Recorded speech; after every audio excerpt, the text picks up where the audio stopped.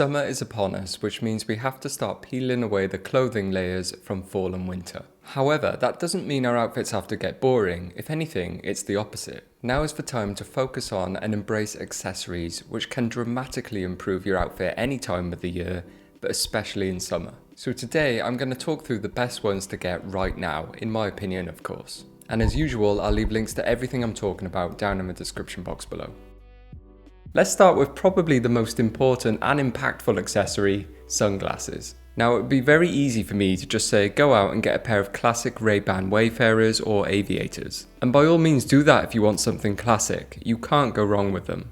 But I think sunglasses are one of the few areas in your outfit where you should really push the boat out in terms of design, colour and shape. Basically, have fun with them. And I think some of the most fun you can have at the moment with sunglasses is with tinted lenses and chunky rectangular frames. And in my opinion, no one does both of these better than Jacques-Marie Mage. I heard someone describe their products as the salvage raw denim of the sunglasses world, due to the meticulous handcrafted construction in Japan, the 10mm cured acetate frames, and the limited runs they do, often just 200 to 500 pairs per release. But there are two specific models that I think are worth pursuing. Firstly, the Dylan, inspired by the cat eye glasses that Bob Dylan wore in the 60s. These are probably the most iconic sunglasses that JMM produce. They have those orange tinted lenses and chunky square frame without looking too overbearing. Second are the Zephyrin, another iconic JMM shape. However, a little slimmer with some curves in the frame.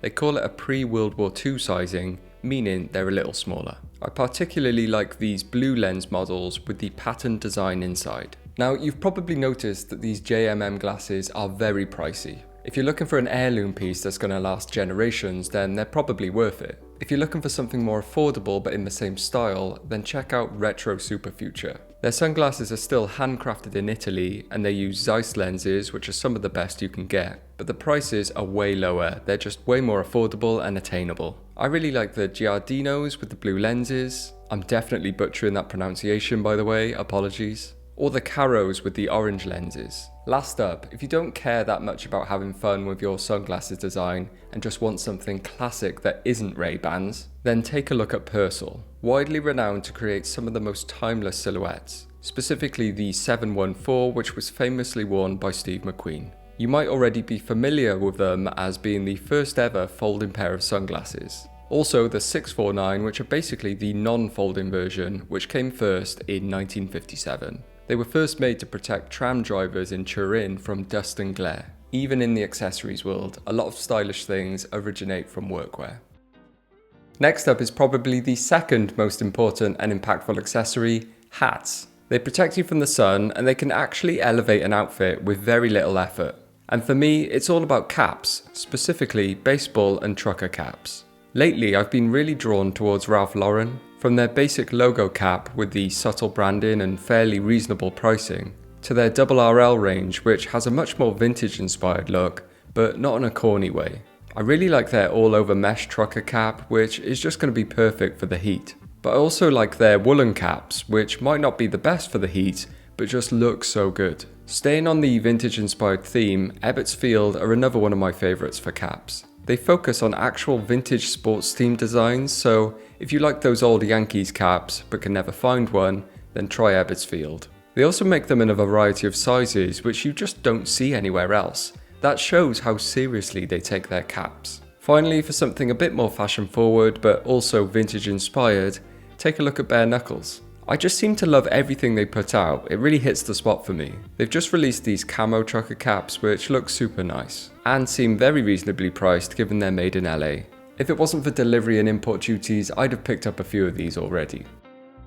Okay, let's move on to the tricky world of jewellery, and this is something I definitely need to improve on, so I've been taking a close look at the best approach this year. Whether it's a slight hint of jewellery or a well thought out layering set, there's no doubt that it can make a big difference in an outfit. Starting with necklaces, at the very basic level, you want something subtle and classic. I would start with a simple 3 to 4mm metal chain necklace, preferably without a pendant. This might just be me, but I cannot stand most necklaces that are made by clothing designers. I like their clothes, but I don't want to see their logo or brand name on my jewellery. I think it just looks tacky. Also, do make sure that you're getting real gold, silver or stainless steel. While you may be tempted to go for faux gold or silver because it's cheaper and looks good in pictures, believe me, in real life they often look really naff and obviously fake. Maple makes some very reasonably priced ones which are subtle, timeless and made of real gold and silver. For rings, I'd go a bit more out there in terms of design, since they're not as noticeable as necklaces and can quite easily be switched out if you're not feeling them.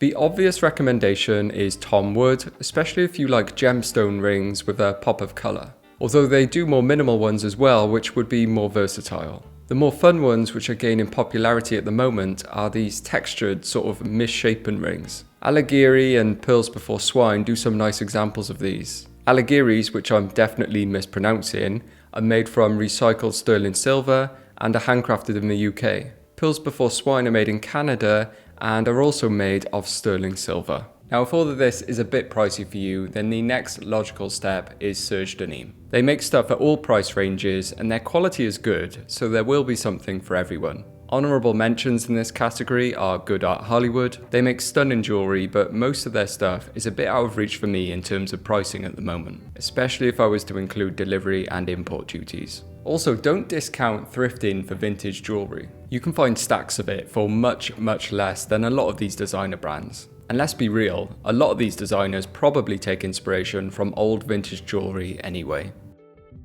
Now let's move on to a huge category in accessories, watches. The simplicity of having a watch just peeking out from underneath a shirt can make a big difference in an outfit. Or indeed, it can be a focal point when you're just wearing a t-shirt and jeans. Personally, I've always gravitated towards the small to medium face size watches, so that's what I'll be recommending today. On the affordable end of the scale, you really cannot go wrong with a classic Casio, the A168 being their most iconic, or the A170 which has a similar shape but is more slimmed down. They come in gold or silver, have a retro style, and would be a great daily driver. For something mid-range in terms of pricing, I'd be looking at Seiko. The Seiko 5 Sport is a classic and well-loved model. You can get it in a variety of colours and interpretations, but honestly, I just like the basic model. I think it looks the best, and it's also the cheapest. Now, if you want to start wandering into dreamland with me at the higher price points, then let's go. There's a few much more expensive picks that I would love to get, but whether I can actually ever afford them is another question.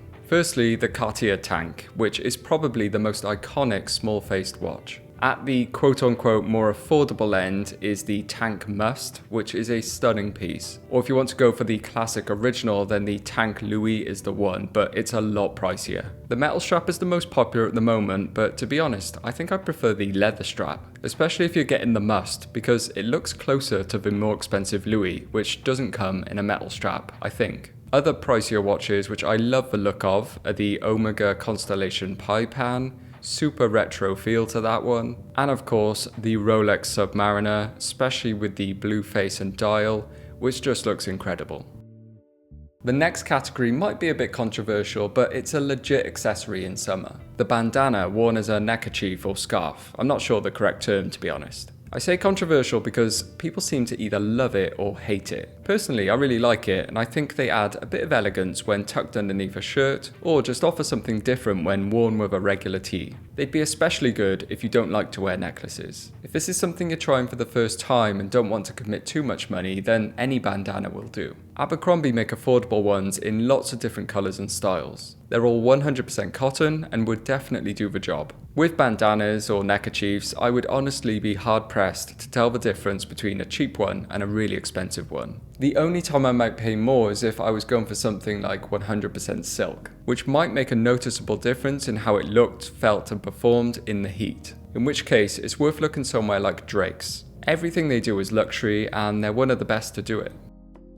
Let's finish off strong. If there's one accessory that I would class as essential or a must-have, then it's a belt. They really can make all the difference to an otherwise plain outfit. Not only do they give that visual break between top and bottom to accentuate your proportions, but they're also practical, keeping your pants in place. And let's face it, many times they're just beautiful pieces which are nice to look at. There's two brands that I'm loving at the moment for belts. Firstly is Double RL. They hit the spot when it comes to vintage inspired Western belts, with these studded gems and intricate patterns. Or for something a bit more refined, the R Legacy 2cm belt has a more toned down look that could be more versatile, but it still gives off those Western vibes. Staying with R Legacy, I also really love their studded belt. Definitely a bit more edgy and difficult to pull off, but this with a pair of blue jeans and vintage t-shirt would just look great in my opinion. So there's a bunch of ideas for accessories that you can get right now, and I guarantee will elevate your style this summer or any time of the year, to be honest. Are you going to be getting any of these, or do you think anything's missing from my list? Let me know down in the comments. But anyway, thank you very much for watching, and I'll see you next time. Ta-ra.